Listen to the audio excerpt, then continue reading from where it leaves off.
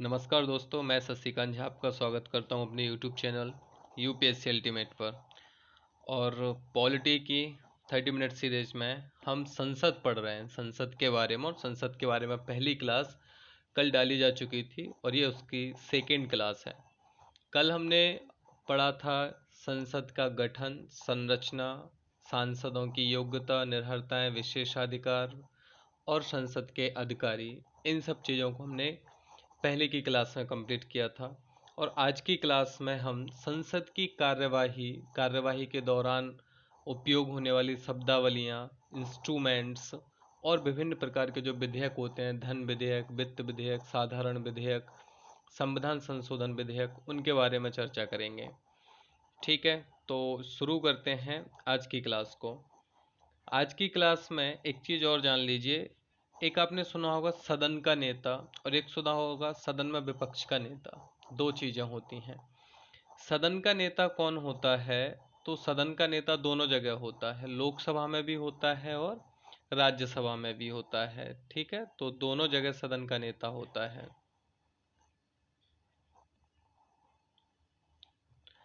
अब लोकसभा में जो सदन का नेता होता है वह सामान्यतः प्रधानमंत्री होता है। लोकसभा में जो लोकसभा के नियम हैं उनके अनुसार सदन का नेता सामान्यतः प्रधानमंत्री होता है लोकसभा में, यदि वह लोकसभा का सदस्य है तो। जब हम प्रधानमंत्री पढ़ रहे थे तब बताया था कि 3 प्रधानमंत्री ऐसे हुए हैं जो लोकसभा के सदस्य नहीं थे, राज्यसभा के सदस्य थे। क्योंकि प्रधानमंत्री बनने के लिए सदस्य होना आवश्यक है, चाहे वो लोकसभा के हों या राज्यसभा के। तो यदि कोई प्रधानमंत्री लोकसभा का सदस्य है तो वह लोकसभा में सदन का नेता भी होता है। और राज्यसभा में प्रधानमंत्री किसी मंत्री को सदन का नेता नियुक्त करता है। जैसे कि वर्तमान में राज्यसभा में पीयूष गोयल को सदन का नेता नियुक्त किया हुआ है। ठीक है, तो ये हुआ लोकसभा में सदस्य होता है प्रधानमंत्री द्वारा सदन के नेता के रूप में मनोनीत कोई मंत्री राज्यसभा में होता है। और यदि खुद वो लोकसभा का सदस्य नहीं लोकसभा का अध्यक्ष नहीं बनना चाहता तो वो प्रधानमंत्री किसी भी मंत्री को मनोनीत कर सकता है सदन के नेता के रूप में। ठीक।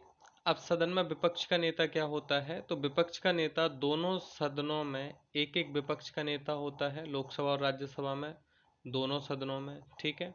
विपक्ष का नेता सबसे बड़ी विपक्षी पार्टी जिसको सदन में कुल सदस्य संख्या का 1/10 मत प्राप्त हुआ हो, उस पार्टी, ये न्यूनतम आवश्यकता है कि कम से कम इतना मत प्राप्त हुआ हो, तो ऐसी पार्टी को विपक्ष में स्थान मिलता है।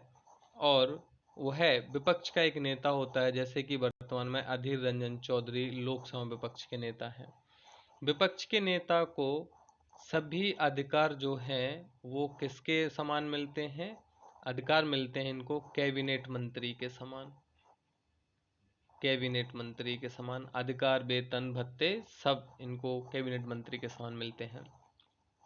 विपक्ष के नेता का बड़ा महत्वपूर्ण योगदान होता है लोकतांत्रिक व्यवस्था में। जब सत्ता पक्ष बिना किसी विचार के या अहंकारवश या मान लीजिए वो निरंकुश होने की कोशिश करता है, तो विपक्ष का नेता और संपूर्ण विपक्ष उस पर प्रतिबंध लगाने की कोशिश करता है। यदि कोई विधेयक लाया जा रहा है और उसमें किसी कमियों को ध्यान नहीं रखा गया है और उस कमी के बारे में सरकार जानबूझ के या गलतीवश उस विधेयक को पेश कर रही है, तो विपक्ष उस पर क्या करेगा? ध्यान आकर्षित करेगा, विपक्ष उस पर ध्यान दिलाएगा। और विपक्ष की यही टीका टिप्पणी के द्वारा जनता सरकार की कमियों से अवगत होती है।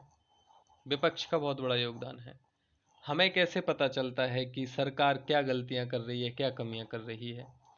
तो जनता को सरकार तो बताएगी नहीं अपनी कमियां, विपक्ष बताता है कि सरकार ने ये गलतियां की हैं, इस योजना को लागू नहीं किया है, सरकार ने टैक्स बढ़ा दिया तो क्यों बढ़ाया है, या सरकार कोई झूठी सूचना दे रही है। तो वो सब विपक्ष एक वैकल्पिक सरकार की तरह कार्य करता है। और बिना विपक्ष के लोकतंत्र मजबूत हो ही नहीं सकता है। तो ये विपक्ष के नेता होते हैं। और सदन के नेता का काम क्या होता है? वह संसद में सत्ता पक्ष का नेता होता है और सत्ता पक्ष की ओर से जिम्मेदारी होती है उसकी सवालों के जवाब देने के लिए। ठीक, तो ये सदन का नेता हुआ और सदन में विपक्ष का नेता हुआ। अब बात करते हैं संसद के सत्र। तो जब राष्ट्रपति पढ़ रहे थे उसी समय बताया था कि सत्र आहूत करना और सत्रावसान करना और विघटन करना, ये तीन कार्य जो हैं वो राष्ट्रपति के होते हैं। ये तीन कार्य किसके होते हैं? राष्ट्रपति के होते हैं।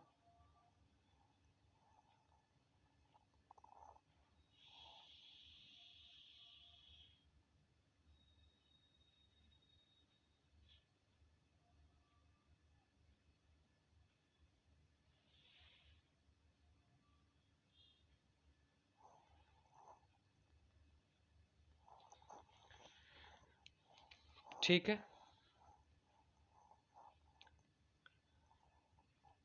तो संसद के सत्र, आर्टिकल 85 कहता है कि संसद के दो सदनों के बीच, दो सत्र है, यहाँ पे सदन नहीं है, ये सत्र है।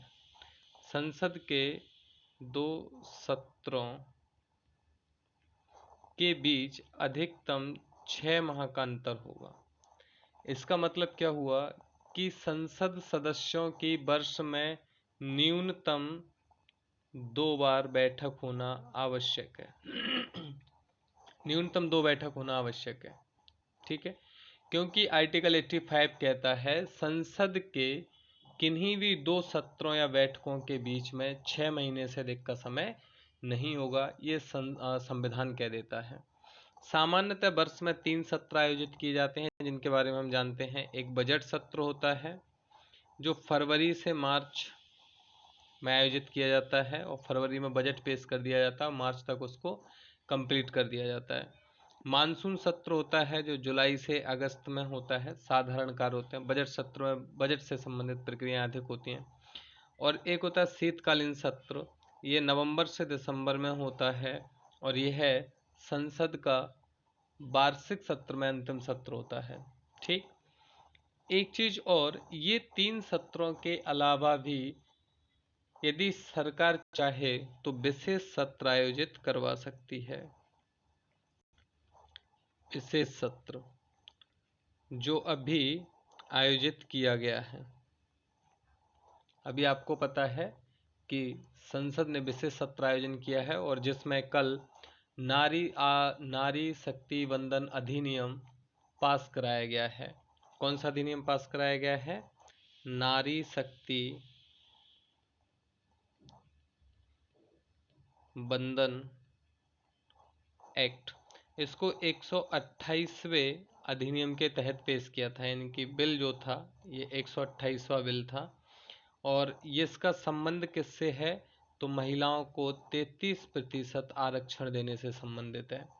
अभी वर्तमान में किसी भी विधानसभा में या लोकसभा में भारतीय विधायिका में स्त्रियों की संख्या 15% से ज़्यादा नहीं है।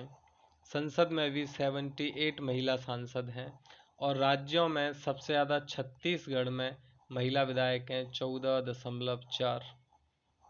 ठीक, जबकि विश्व का औसत कितना है? तो 26% है विश्व औसत महिलाओं को नेतृत्व देने के मामले में। तो बजट सत्र, मानसून सत्र और शीतकालीन सत्र के अलावा विशेष सत्र भी आयोजित कराया जा सकता है। ये आपका करंट से टच हो गया है पूरी तरह से। एक सत्र अवसान और दूसरे सत्र के प्रारंभ होने के बीच की जो समय अवधि होती है उसको अवकाश कहते हैं। ये प्रश्न 2 से 3 बार पूछा है, इसलिए यहाँ इसको स्पेशल बना दिया गया है। एक सत्र के समाप्त होने और दूसरे सत्र के प्रारंभ होने के बीच का जो समय होता है उसको अवकाश कहते हैं। मान लीजिए बजट सत्र आरंभ हुआ फरवरी में और ये मार्च में समाप्त हो गया। ठीक, अब इसके बाद नेक्स्ट सत्र कौन सा आयोजित होगा? तो वो मानसून सत्र आयोजित होगा। ठीक, अब ये मानसून सत्र कब आयोजित होगा? तो देखिए मानसून सत्र आपका जुलाई अगस्त में आयोजित होगा।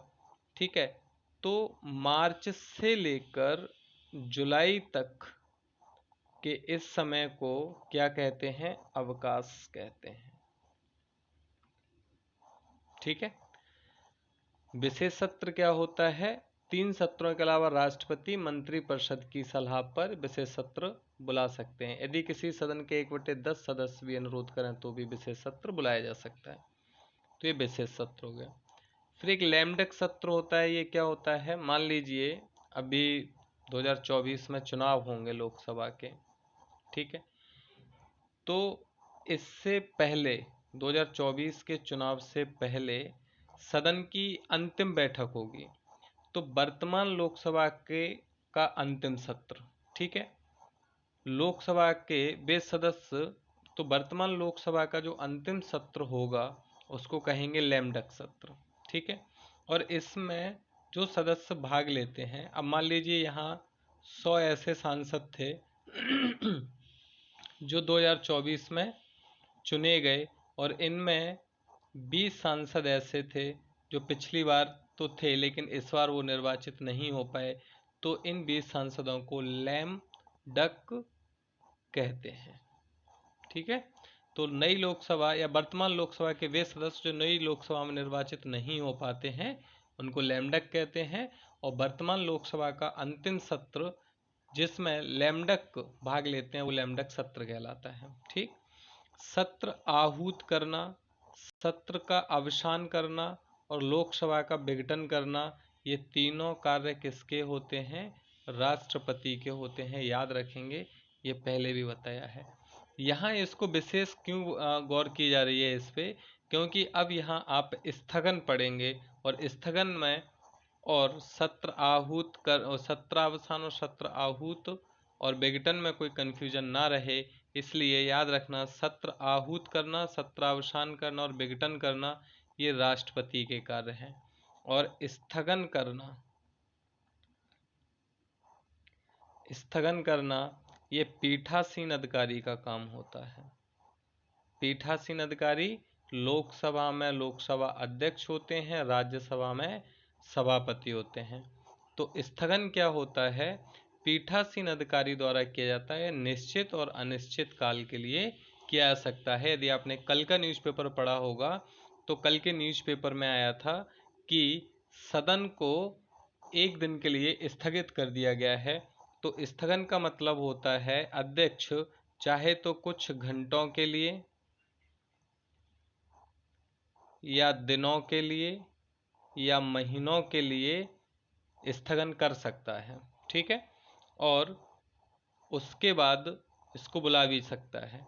स्थगन दो प्रकार के होते हैं। एक निश्चित स्थगन होता है, जब अध्यक्ष स्थगन करने के समय ही बता दें कि नेक्स्ट मीटिंग कब होगी तो उसको निश्चित स्थगन कहते हैं।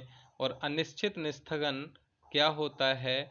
जब अध्यक्ष स्थगन करें और ये ना बताएं कि नेक्स्ट मीटिंग कब होगी तो उसको अनिश्चित स्थगन कहते हैं।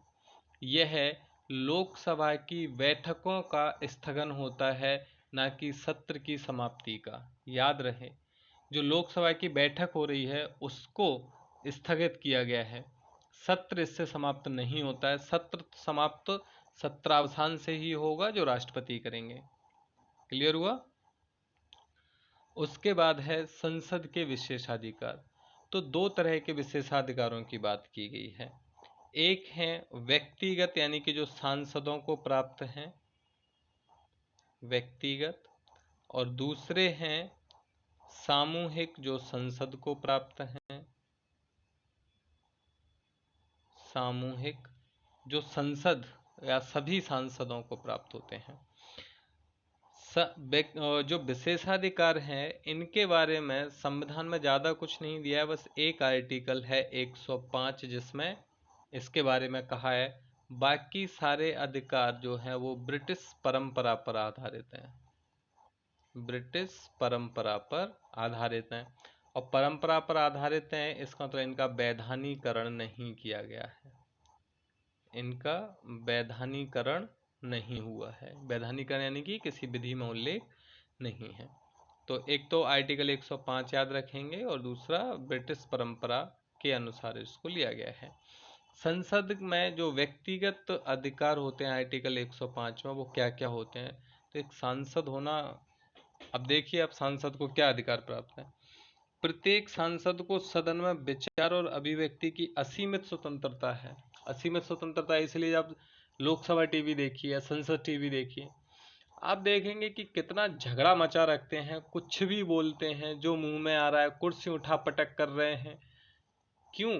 क्योंकि उनको असीमित स्वतंत्रता प्राप्त है, संसद के अंदर वो कुछ भी कह सकते हैं।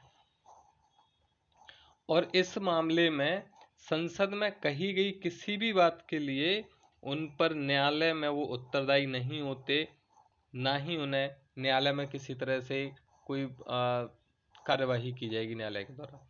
लेकिन संसद में किसी न्यायाधीश के आचरण पर चर्चा नहीं की जा सकती। आप सबके बारे में बोलिए, न्यायाधीश के बारे में आप कुछ नहीं कह सकते। कब तक? जब तक न्यायाधीश को हटाने से संबंधित प्रस्ताव विचाराधीन ना हो। यानी कि जब न्यायाधीश को हटाने का प्रस्ताव संसद में लाया है तो ही आप न्यायाधीश के बारे में बोलेंगे, अन्यथा संसद के अंदर आपको असीमित अधिकार है, बोलिए जो करना है कीजिए, लेकिन एक न्यायाधीश के बारे में आप नहीं बोल सकते।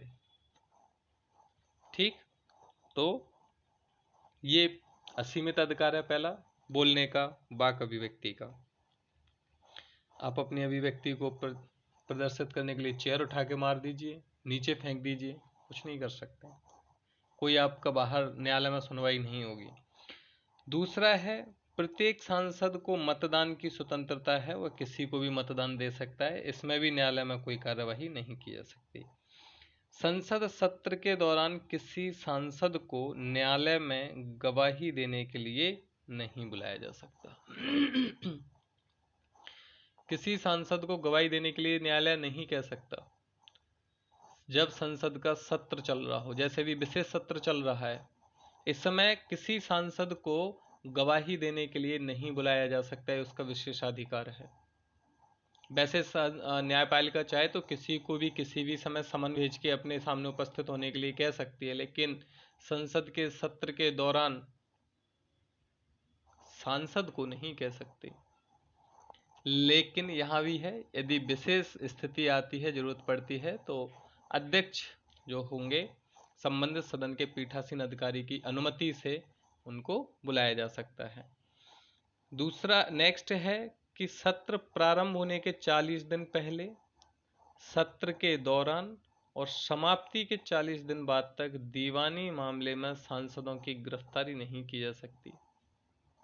किसी सांसद को गिरफ्तार नहीं किया जा सकता। मान लीजिए अभी जो सत्र शुरू हुआ है, इसकी सूचना दे दी तो इसके 40 दिन पहले और सत्र समाप्त होने के 40 दिन बाद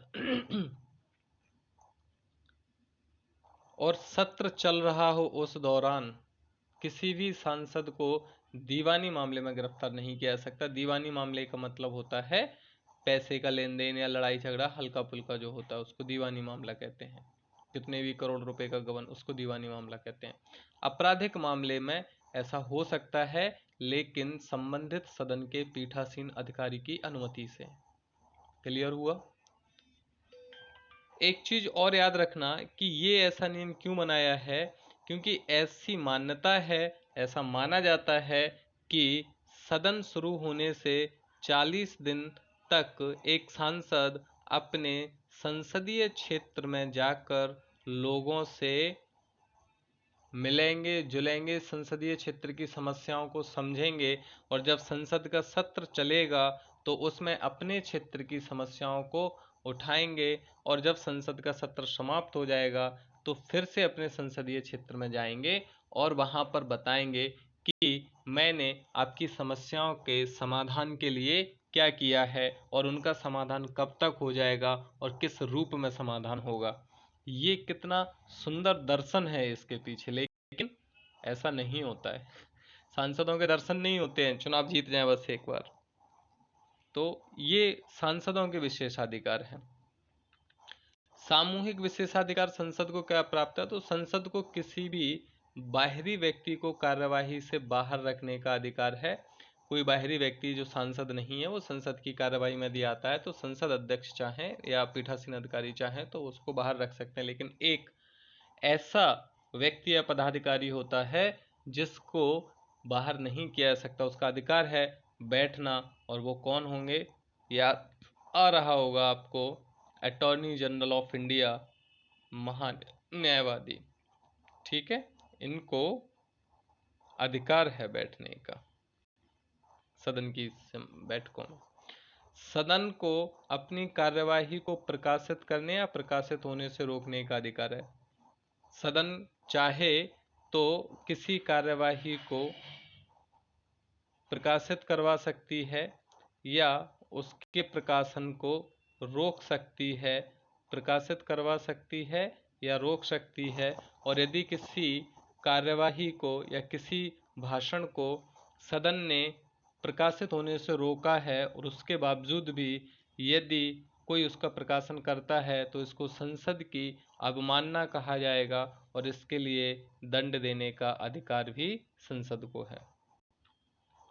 संसद को अपनी अवमानना के लिए दंड देने का अधिकार है। तो ये सामूहिक विशेषाधिकार हैं संसद के। भारत में संसद के विशेषाधिकार ब्रिटिश परंपरा पर आधारित है। संविधान में संसद के किसी कानून का विस्तार पूर्वक वर्णन नहीं है, सिर्फ एक आर्टिकल 105 उल्लेखनीय है। इस प्रकार भारत में संसद के विशेष अधिकारों का विधिक संहिताकरण का अभाव है। विधिक संहिताकरण का मतलब उनको कानूनी रूप नहीं दिया गया है। ठीक है, उसके बाद आता है संसदीय कार्यवाही के दौरान उपयोग में लाई जाने वाली शब्दावली, जैसे कि प्रश्नकाल, शून्यकाल, तारांकित प्रश्न। जो प्रश्नकाल के दौरान प्रश्न पूछे जाते हैं वो कौन से? तो प्रश्नकाल क्या होता है? सत्र का के दौरान बैठक का जो पहला घंटा होता है, 11 बजे से कार्यवाही शुरू होती है जो शाम के 6 बजे तक चलती है। 11 बजे से कार्यवाही शाम के 6 बजे तक चलती है। तो 11 बजे से जो पहला घंटा होगा, यानी कि 11 से 12 बजे का समय, इसको कहेंगे प्रश्नकाल।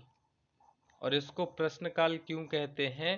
क्योंकि इस दौरान सांसदों द्वारा सरकार से प्रश्न पूछे जाते हैं। ठीक है, मंत्रियों से पूछे जाते हैं। और इस दौरान 3 प्रकार से प्रश्न पूछे जा सकते हैं। एक है तारांकित प्रश्न, यानी कि स्टार वाले प्रश्न। स्टार है तो इम्पोर्टेंट, और इनका उत्तर मौखिक देना पड़ता है। इनका उत्तर मौखिक देना पड़ता है। और इससे संबंधित पूरक प्रश्न भी पूछे जा सकते हैं, जैसे कि सरकार के किसी मंत्री से किसी योजना के बारे में यदि किसी सांसद को पूछना है तो वो तारांकित प्रश्न होगा, मौखिक रूप से पूछ सकते हैं।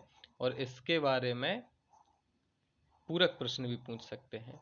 अतारांकित प्रश्न वे प्रश्न जिनका लिखित उत्तर दिया जाता है और पूरक प्रश्न नहीं पूछे जाते। ये क्या होते हैं अतारांकित प्रश्न? जैसे सबमिट कर दिया, न्यूज़पेपर पढ़ते होंगे तो आप इसमें जब संसद का सत्र चल रहा होता है तो एक कॉलम आता है, दैनिक जागरण वो पढ़ोगे, नेशनल उसका संस्करण, तो इसमें कॉलम आता है जिसमें बताते हैं कि आज संसद में ये प्रश्न पूछा गया था जिसका लिखित उत्तर दिया गया, तो वो अतारांकित प्रश्न होते हैं। अल्प सूचना के प्रश्न जनहित से संबंधित अधिक महत्वपूर्ण प्रश्न जिन्हें प्राथमिकता के आधार पर पूछा जाता है, 10 दिन का नोटिस देकर पूछ सकते हैं और इनका उत्तर भी मौखिक दिया जाता है। ठीक, तो प्रश्नकाल 11 से 12 के समय, इस दौरान प्रश्न पूछे जाते हैं मंत्रियों से। 3 प्रकार के प्रश्न होते हैं, तारांकित, अतारांकित और अल्प सूचना के। फिर है शून्यकाल।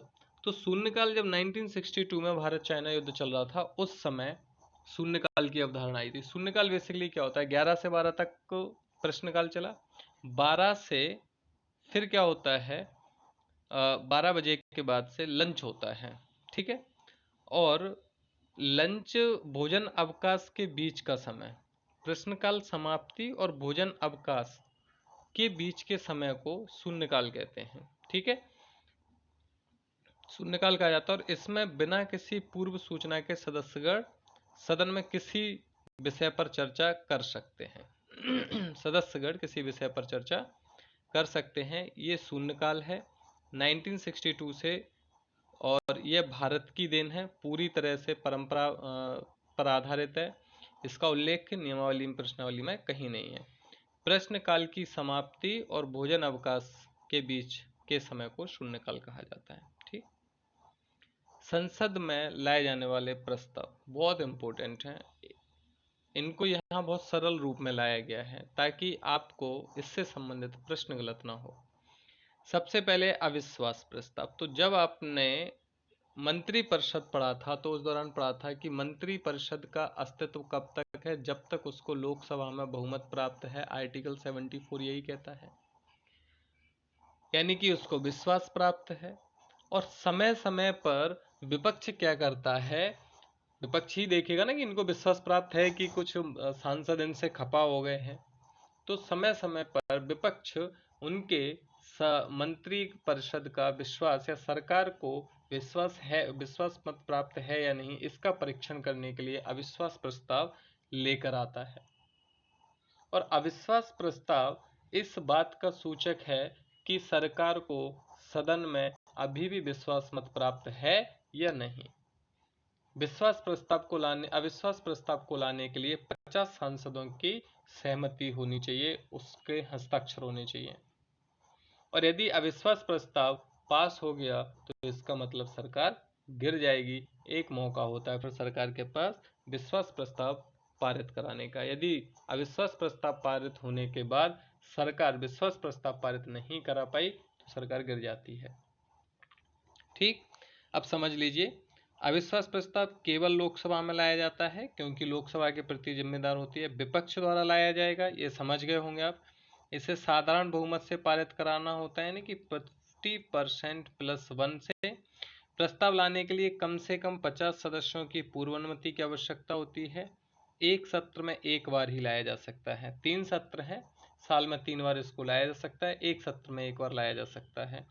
अविश्वास प्रस्ताव के द्वारा सदन में किसी मंत्रिपरिषद को बहुमत का परीक्षण किया जाता है। अविश्वास प्रस्ताव पारित हो जाने पर मंत्रिपरिषद को त्यागपत्र देना पड़ता है। ठीक है, तो ये अविश्वास प्रस्ताव हुआ।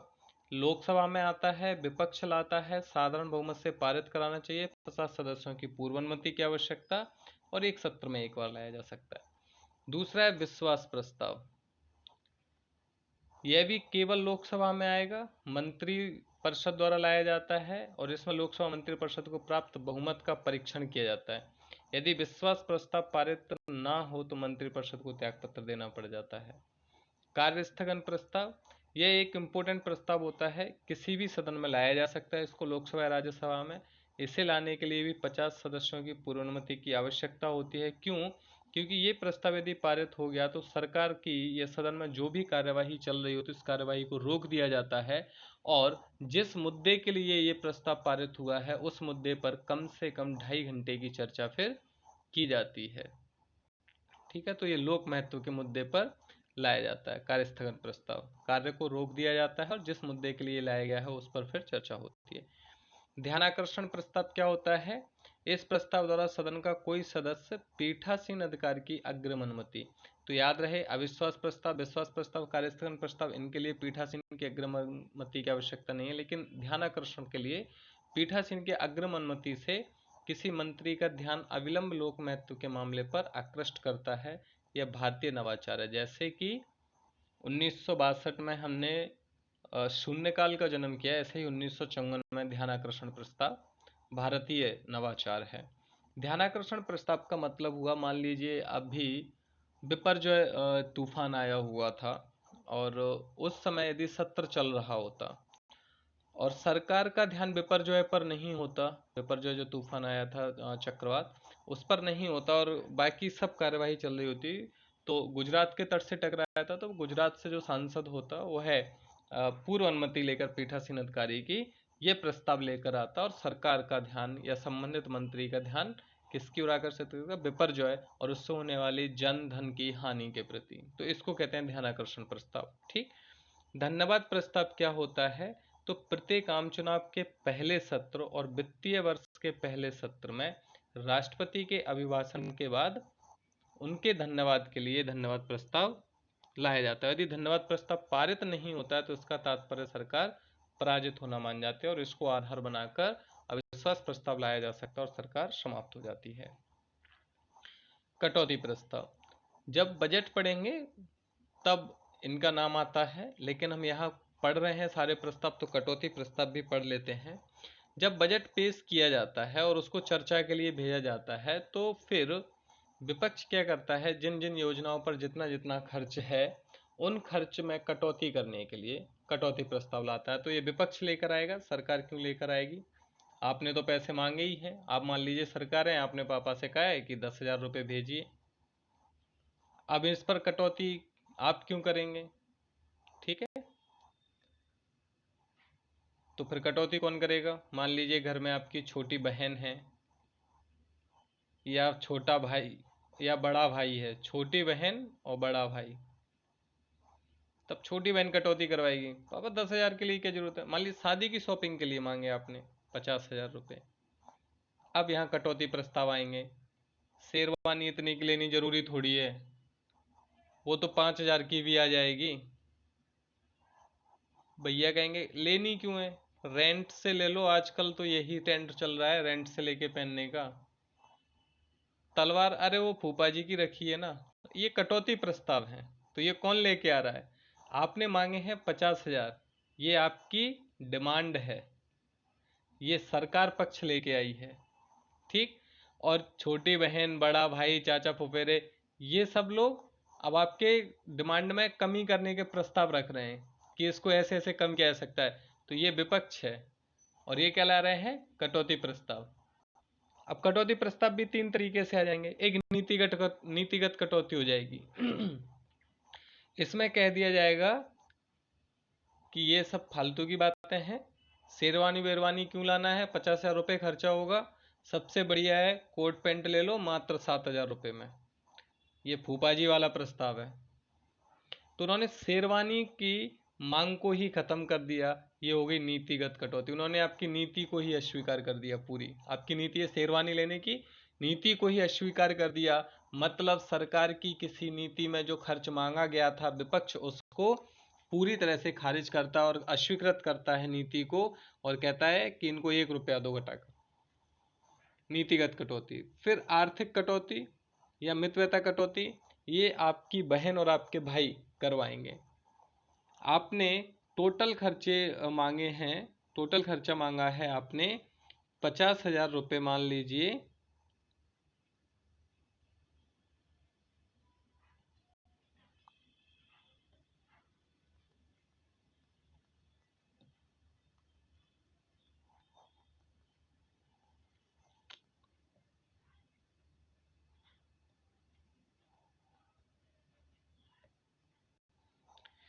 आपने मांगा था 50,000 रुपये, ठीक, किसी खर्च के लिए।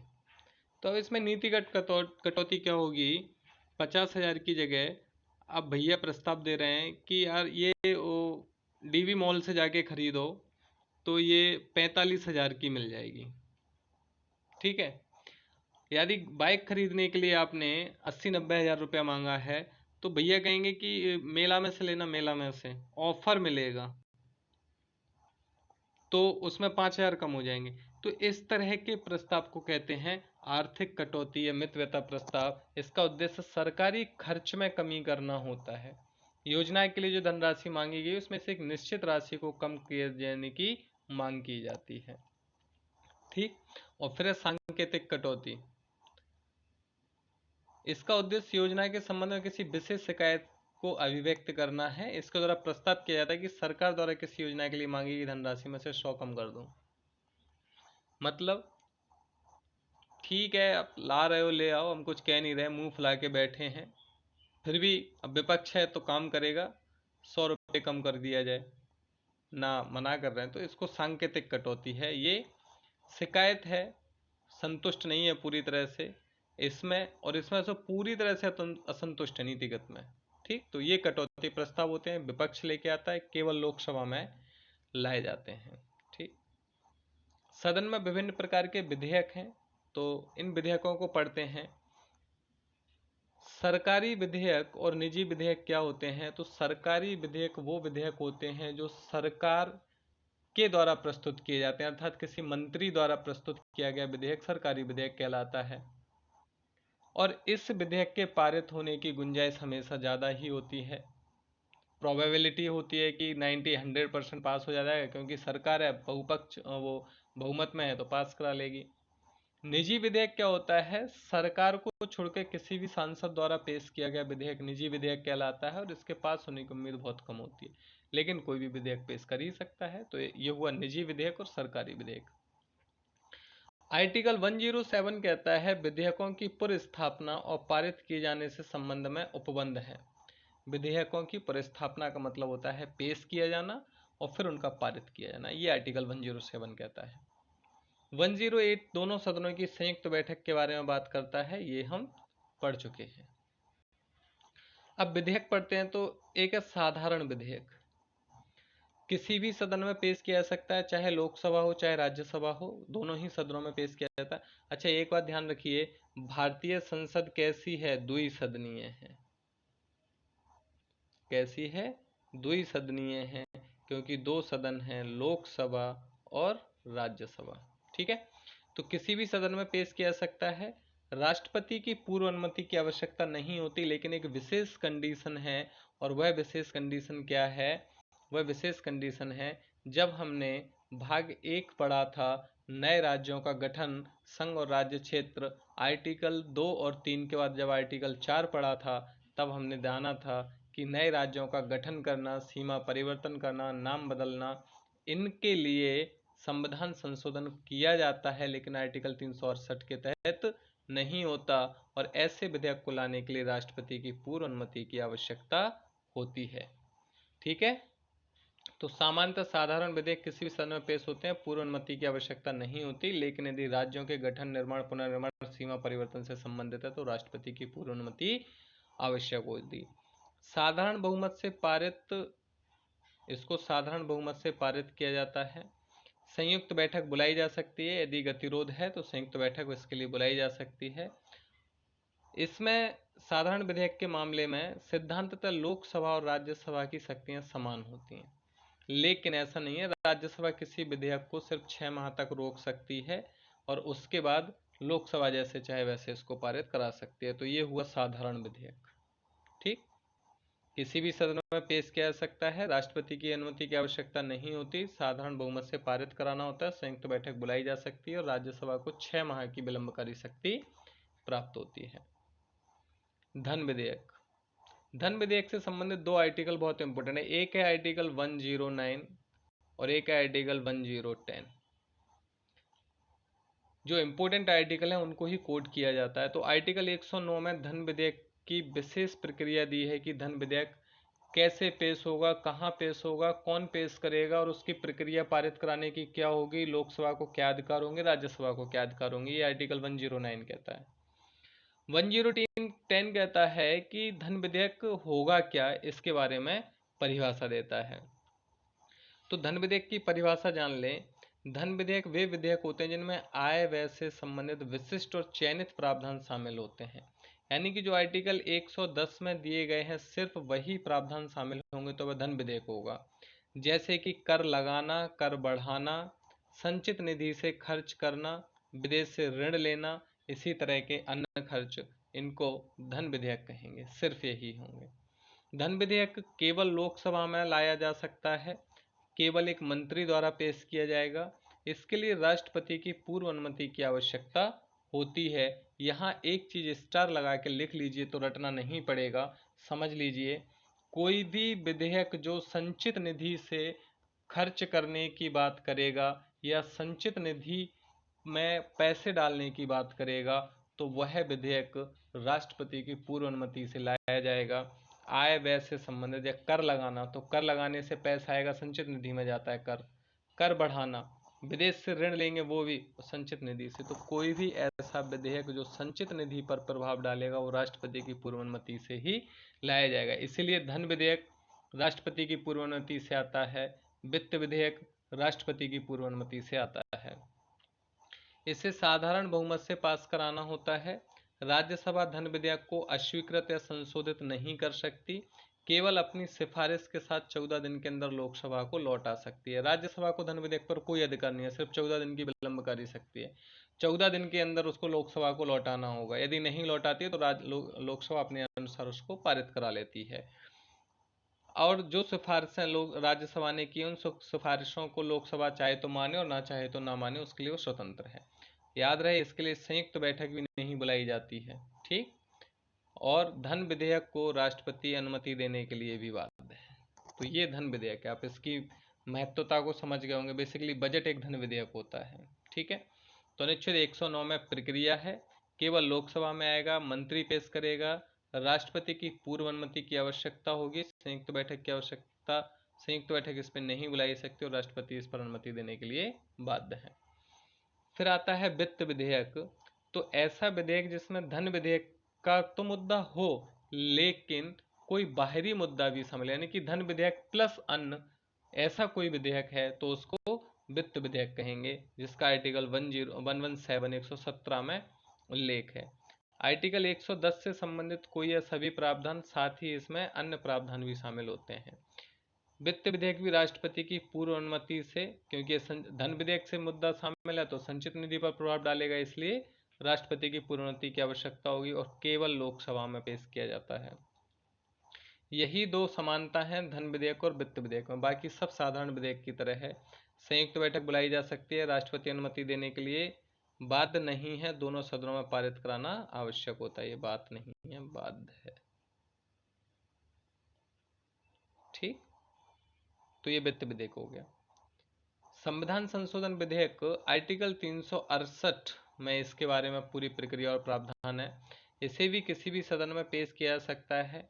राष्ट्रपति की पूर्व अनुमति की यहाँ भी आवश्यकता नहीं होती, संयुक्त सत्र नहीं बुलाया जा सकता और अनुमति देने के लिए बाध्य है। विशेष बहुमत से पारित कराना होता है इसको, जो उपस्थित और मतदान देने वालों के 2/3 के कुल से ज़्यादा होता है। ठीक है। तो ये संविधान संशोधन विधेयक है। और अभी जो विधेयक आया हुआ है सदन में इस नारी शक्ति वंदन वाला, वो भी एक संविधान संशोधन विधेयक है, क्योंकि उससे संविधान में संशोधन करना पड़ेगा। तो पूर्व अनुमति राष्ट्रपति की किस किस के लिए चाहिए? तो धन विधेयक के लिए चाहिए, वित्त विधेयक के लिए चाहिए और राज्यों से संबंधित है उसके लिए चाहिए। 3 के लिए चाहिए। ठीक है। संविधान संशोधन के लिए नहीं चाहिए होता है और इसके लिए ज्वाइंट सेशन, संयुक्त बैठक भी नहीं बुलाई जा सकती। ठीक। संयुक्त बैठक भी नहीं बुलाई जा सकती। तो ये आज तक का आपकी क्लास में था। इससे आगे की क्लास कल हो सकता है आपका संसद कंप्लीट हो जाए, तो जुड़े रहिए। यदि आपको अच्छा लग रहा है तो लाइक शेयर और सब्सक्राइब जरूर कीजिए। Thank you so much. मिलते हैं नेक्स्ट क्लास में।